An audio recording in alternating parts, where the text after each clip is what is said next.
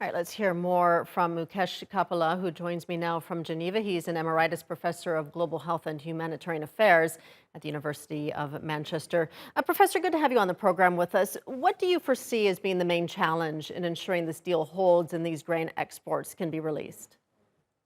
Well, I think so far so good. If all sides keep to their agreement, no reason why the grains cannot move.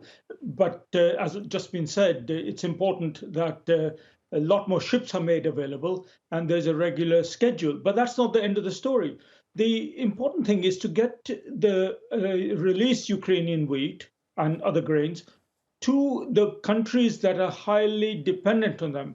If these supplies simply hit the world market, they will go to whichever country is willing to pay more for them. And this is not going to help, say, for example, the World Food Programme, which depends on Ukrainian grains for a lot of their food aid packages, as well as many countries in the Gulf and in Africa, which are heavy importers of grains from those parts of the world. So distribution remains a big challenge. Yeah, and how do we ensure that the grain exports do go to those countries, for example, many of the African countries that are dependent on Ukraine for their grain? I mean, as you said, wealthier countries, I mean, they shell out money and they're the ones that get the supplies when they're not the ones that necessarily need it most.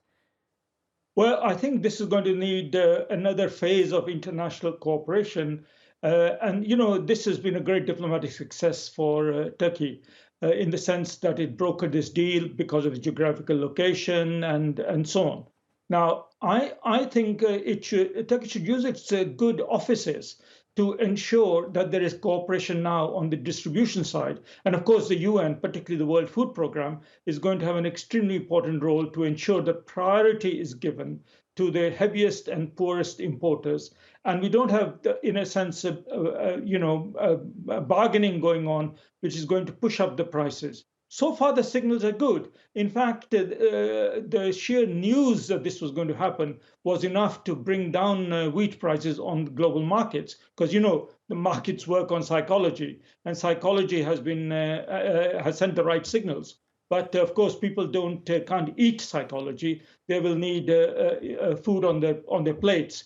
And this is going to require addressing the logistic chains as well as the way the market works, especially in relation to the countries, many of whom are going bankrupt because of heavy energy and food import bills. Yeah, and as we know, this deal depends on all sides holding their part. But of course, just one day after this deal was agreed on, Russia bombed Odessa. How much can Russia be taken at its word that it will allow these exports to take place? Well, I think everything depends on what happens actually in practice. Let us not forget that a war is going on, and in the middle of a war, there are going to be war-making tactics. Now, Russia denies that it's hitting the civilian part of Odessa, and while the Ukrainian side says that Russia is not serious in terms of its intent, so we will have to wait and see. But in the end, I think it is in Russia's interests to allow this to happen because allowing a few million tons of Ukrainian wheat to leave is hardly going to strengthen Ukraine's capacity to resist Russia. On the other hand, Russia is losing so many friends around the world because it's effectively being blamed for starving the world. So that being said, I think in pure political calculations, this is in Russia's interest to make this happen, and that's where I'm a bit more optimistic that it'll allow this to happen. Although it's going to lose face in such a bad way that whatever it does on the ground in military terms, it's going to be a massive, I think, own goal for Russia globally. Once this deal is implemented, and assuming that the exports of grain are distributed to the countries that need them the most, do you think it'll take long before we see an impact on the global food shortage? I'm afraid it's going to take some time. Firstly, because obviously the distribution chains we have talked about. Then also the people have to plan ahead. We know that further wheat production in Ukraine is going to be diminished this year.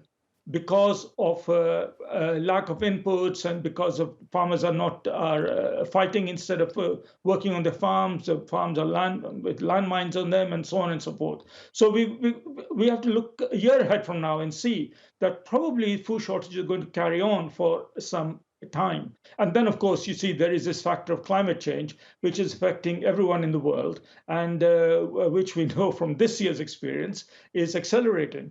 So I think there are grounds for short-term optimism in sense that we will see a mitigation of immediate suffering in a matter of weeks, though for some people on the verge of famine, weeks may be too late. But in the medium term, the problem still remains. So I do not think we can be complacent about our prospects for food security in coming months, and certainly not over the next year or two. All right, Mukesh Kapila joining us from Geneva. Thank you.